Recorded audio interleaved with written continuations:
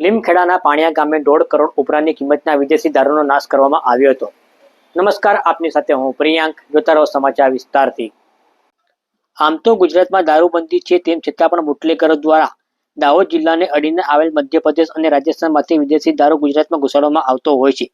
ત્યારે પોલીસ દ્વારા વાહન ચેકિંગ તેમજ બાતમીના આધારે દારૂ ઝડપી પાડવામાં આવે છે। આવા જ કેસમાં રણજીતપુર, લીમખેડા અને ધાનપુર પોલીસ મથકમાં છેલ્લા 2 વર્ષ દરમિયાન કબજે કરાયેલા વિદેશી દારૂનો લીમખેડાના પાણિયા ગામે સરકારી પડતર જમીનમાં નાશ કરવામાં આવ્યો હતો।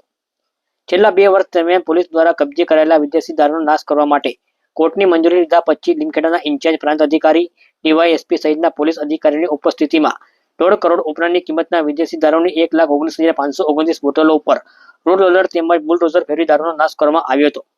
બુલડોઝર પડતાની સાથે જ મેદાનમાં દારૂની રેલમછેલ થઈ જવા પામી હતી।